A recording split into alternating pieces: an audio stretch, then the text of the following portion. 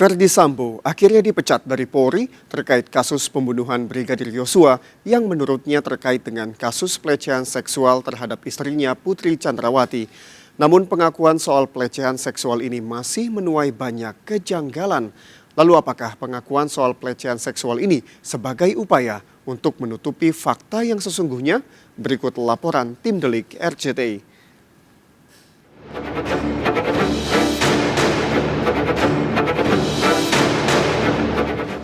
Kasus pelecehan seksual yang terus dihidupkan oleh kubu Verdi Sambo CS dinilai masih menuai banyak kejanggalan. Tak sedikit pihak yang meragukan cerita tersebut. Selain alat bukti yang dianggap minim, keterangan Putri yang kerap berubah-ubah semakin memancing keraguan. Satu-satunya keterangan terdakwa yang benar-benar bisa dipegang pada saat ini. Tapi keterangan terdakwa itu sendiri juga keterangan yang dari awal itu sudah dikatakan keterangan yang penuh dengan kebohongan. Selain itu, unsur relasi kuasa dalam peristiwa perkosaan dianggap tidak terpenuhi. Terlebih posisi Putri Chandrawati yang merupakan istri seorang jenderal yang juga atasan Brigadir J. Teori relasi kuasa memandang bahwa kekerasan seksual dilakukan oleh pihak yang kuat terhadap pihak lemah, pihak yang dominan terhadap pihak yang submisif, pihak yang superior terhadap pihak yang inferior, pihak yang berkuasa terhadap pihak yang dikuasai. Nah sekarang bayangkan, ada dua orang, Brigadir Y dengan istri komandan. Komandannya perwira tinggi Jenderal Bintang 2. Tidak mungkin atas dasar itu saya menyaksikan bahwa terjadi kekerasan seksual.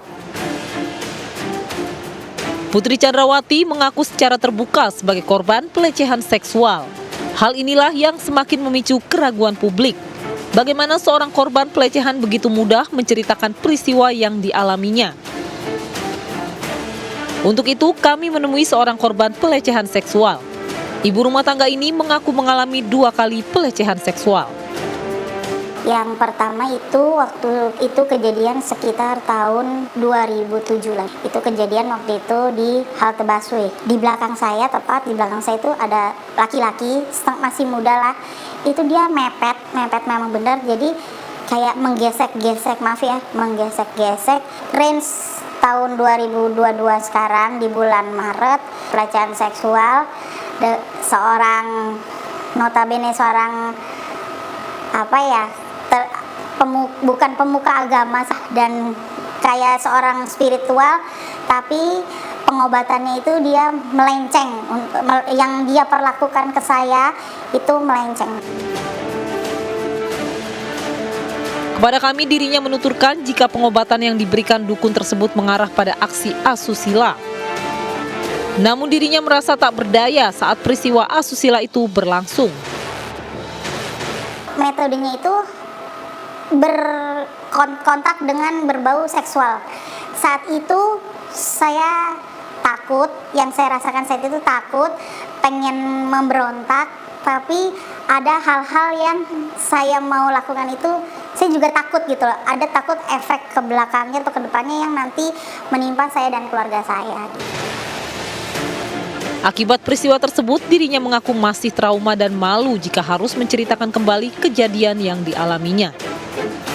Jadi saya kalau mendengar nonton atau mengulas sesuatu atau apa dengan tema pelecehan seksual, bayang-bayang itu tuh kayak masih kayak flashback gitu.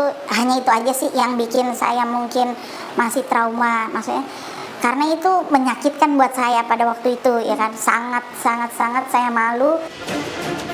Tim Delik juga menemui Ratih yang bukan nama sebenarnya, seorang korban pelecehan seksual lainnya.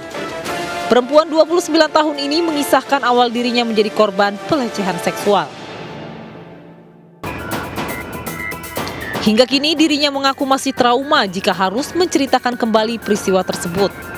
Bahkan perempuan yang bekerja sebagai karyawan ini tidak berani melapor ke pihak yang berwajib. Karena merasa kejadian itu sebagai aib, hingga kini belum ada yang mengetahui apa yang dialaminya. Enggak sih kalau misalkan melapor ke polisi, karena kan saya juga awalnya untuk yang kayak gini saya mending awal kayak gitu lebih baik dia kali kejadian itu sih saya malah nggak mau cerita siapa dulu gitu ya. Irma Huta Barat selaku Ketua Civil Society juga mempertanyakan terkait pelecehan yang dialami oleh Putri. Menurutnya hal ini merupakan upaya menutupi fakta sebenarnya dari pembunuhan Brigadir J. Ini dagelan apa lagi gitu loh. Udahlah, berhentilah menutup-nutupi sesuatu yang memang sudah busuk sebusuk-busuknya dan tidak bisa ditutupi lagi. Pembunuhan yang brutal dan sadis. Kalau pelecehan seksual, ngapain kamu membuang semua barang bukti? Kenapa CCTV dihilangkan semua? Kenapa handphone diganti semua? Kalau kamu korban, kamu nggak mungkin membuang barang bukti. Nggak ada korban yang buang barang bukti, pelaku yang membersihkan barang bukti. Skenario pelecehan seksual dianggap memiliki motif untuk menghindari hukuman maksimal. Lantas sejauh mana komitmen kepolisian dalam menuntaskan kasus ini?